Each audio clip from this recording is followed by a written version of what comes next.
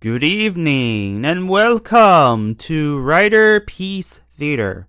Me, Alistair Dayhawk, and tonight, me proud to present Kamen Rider Geats, episode 34, The Desire Royale. Chirami is officially dead. You know why? Because based on this picture, the actor has received his flowers, so Chirami is no more. Thank God, because he was one of the most useless game masters of all Kamen Rider Geats. Yeah. So Chirami is dead. Seru introduced himself to the writers and has officially declared the Desire Royale to begin. He's picked his chosen.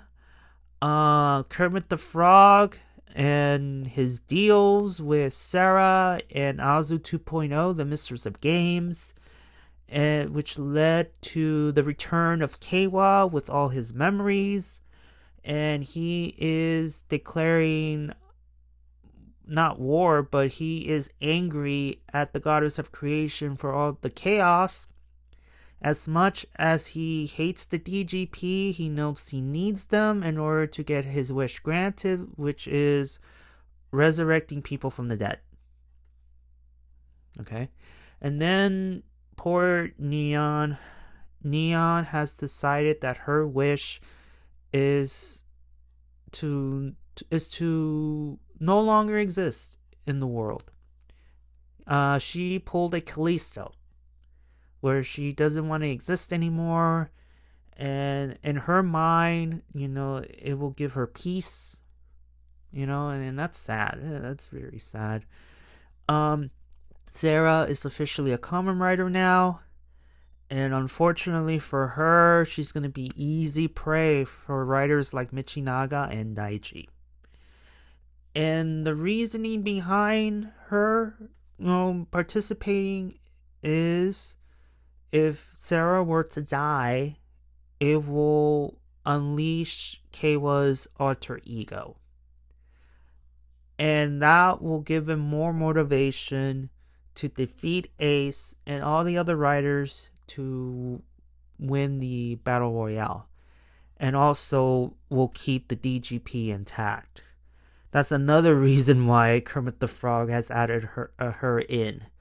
Because with the DGP gone, the sponsors will leave, everything, and Sumori will leave, and everything involving the DGP will leave. But knowing Keiwa and Neon, unfortunately, the DGP is bound to stay a little bit longer because of their wishes. And Ace's mom will still be a statue, which leading to Ace has declared war on the DGP, and his wish is to free his mom. But at the last scene, that's where lines get crossed now, because Keiwa and Neon want their wish granted, and they know that if Ace were to win, the goddess of creation will be no more, and their wishes will no longer come true. And yeah, so now the lines have been drawn, and things will get very interesting from here on in. And that's the end. That's pretty much the overall summary of episode 34. What I like to do is just discuss a little bit more of Kermit the Frog's deal with the devil. And how he made this deal? Well, he picked up the Vision Driver that was left behind after Chirami's death.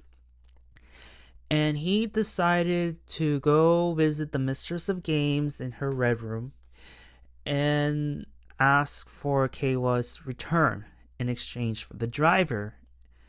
And of course, Azu 2.0 is like, why would I do that? Driver, sure, but why? And he even offers, extra a dose of suffering. Hence, Sara. And poor Sara, she was having nightmares of seeing her brother just leave her and just, sorry, Nessa, I will never see you again. I'm dead, whatever, and he disappears. That's her nightmare. And she wakes up with a talking figurine of a frog where he offers her the Kamen Rider box. And this is where the deal comes in. I want you to participate in this tournament in exchange for Keiwa's return. That was the deal. And of course, without his memories at all. And also, Sara mentioned during her talk with Neon that, the reason behind my participation is because Keiwa has come back and I don't want him to remember his writer life, which unfortunately that deal was broken the moment Kermit the Frog appeared to Keiwa while scratching the lotto tickets and also witnessing, on screen, Sarah's beatdown. And that's where Keiwa has decided to touch the ID core and came to the rescue. And of course, as Keiwa was fighting Naichi, you see, Kermit the Frog with Azu 2.0 drinking their stuff. And Azu 2.0 asked an excellent question. Why involve them at all? Because Kermit the Frog said that Sara is going to be a tool for Keiwa's quote-unquote ascension. And this was something I mentioned during the Gidori regime, where Sara were to die on the Christmas episode, and this is where Keiwa turns to the dark side, quote-unquote, and go after, Ace, Michinaga, the people who were responsible for Sara's death, and also give him more of a reason to win the tournament and get his wish of resurrecting the dead. That's the main purpose for Sara. Because as we all know, Sara is not a fighter. She was in the same position Keiwa was when he first entered the fray. She is too green, and she's going to be easy prey for the likes of Michinaga and Adaichi. This is a battle royale, guys. This is a last man standing match. The last rider standing will have the opportunity to not only get their wish, but also decide if the DGP were to stay or then to leave. You know what I'm saying? And I'm sure Kermit the Frog wants to stay. He wants the DGP to stay, so he has more of a reason to throw Sara into the mix. And Keiwa would do his best to keep his sister safe.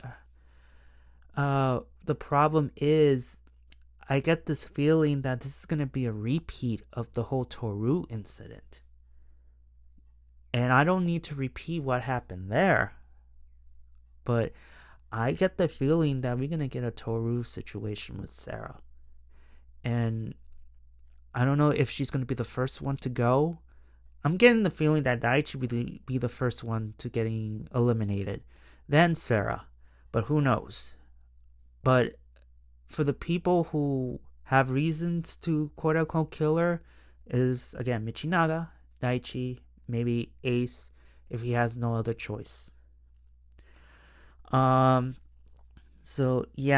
we're gonna get to see Keiwa's alter ego in the once, because we already hit next week we already hit the middle mark, because next week's gonna be episode 35. Then the extra 5 episodes leading up to episode 40, we're gonna get a chance to see Keiwa and his alter ego and see how that is gonna shake things up a bit. And we probably gonna get his new form, Ace's final form, and maybe Michinaga's new form. I doubt he's gonna get a new form. Neon desperately needs a new form, that's for sure. But other than that, that's the reasoning behind Sarah's participation in this tournament.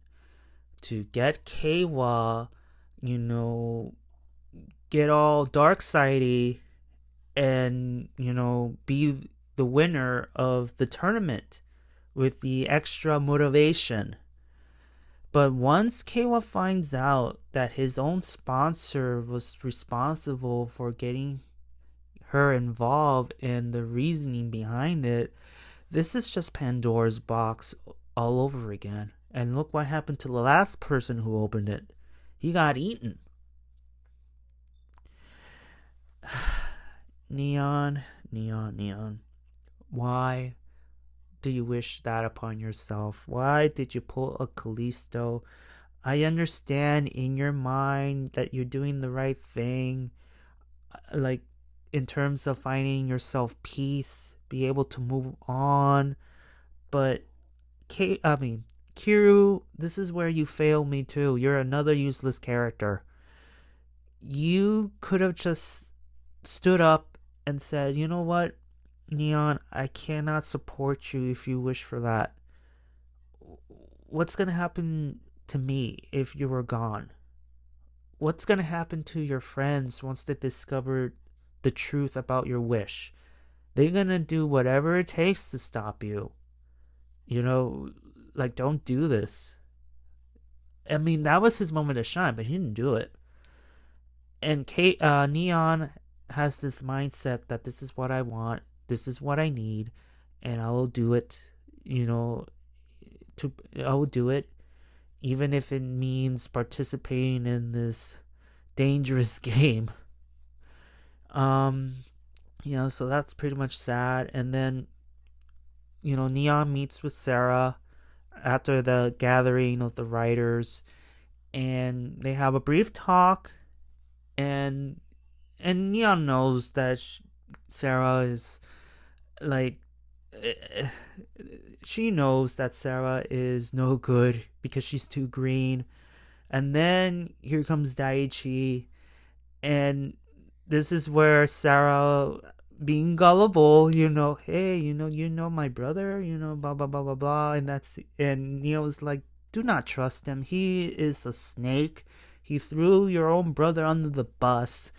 And Daichi sees this as an opportunity to get his revenge on Keiwa, since he's not even there. So yeah, Daichi, he's another useless character as well. And Sumori doesn't know what to do. She is lost after the pulling of the curtain, but Ace told her, you know what, just smile, move forward, and do what you think is right, while Ace is wishing for his mother's release. And then, the lines have been drawn at the last scene with all three of them, and poor Sara still unconscious. And, I feel bad for Ace because he's been through a lot with those two from the very beginning. And to have to fight them in order to save his mom, that must be very hard, but he will do what he had to do to save his family. Same way Keiwa is. He wants to save his family. He wants to save the people who died due to the cause of these Jamoto games. That's why he is spitting anger towards the goddess of creation, because he views her as the source of all their troubles. And Neon, well, poor Neon. And Chirami is dead. Other than that, I mean, that's all I can say. Just one last thing before I go, and that involved Sumori. She unlocked a power that she doesn't know about except for Seru. And I get the feeling that Sumori is the key to grant the writer's wishes. Because let's say Ace wins the Battle Royale, rescues his mom, And you see in the finalist is Keiwa, and he is on his knees saying all hope is lost. I lost my sister. I lost my family. Like, everything is over. And then Sumeri comes in and already knows what her power is, says, Keiwa, I think I can't give you your wish of bringing those people back. I think the key is Sumeri. Like, even if the goddess of creation were to be gone, I believe Sumeri will be the key to be the key in solving, people's problems. I think. Other than that, I think that's it. I'm trying to do a different approach, not do a full recap and maybe just give out the highlights. And hopefully this is short and sweet. If not, I mean, I tried my best. But thank you so much for listening. And if you liked episode 34, tell me, did you like it? Did you dislike it? Tell me all about it in the comments below. Also, please give a like and subscribe because it really helps me out. And thank you so much for listening. And if you didn't like this episode for whatever reason, I do appreciate it as well. Thank you so much. And I will see you all on the other side of Oblivion. I can't believe it, guys. Next week is episode 35. We're like close to the end, believe it or not. I don't want to see Geats go, but all good things must come to an end, right? Because around this time, Toei is going to announce the next Kamen Rider season. And yeah, it's about that time. Alright, kiddos, I need to go before I start rambling. Johnny!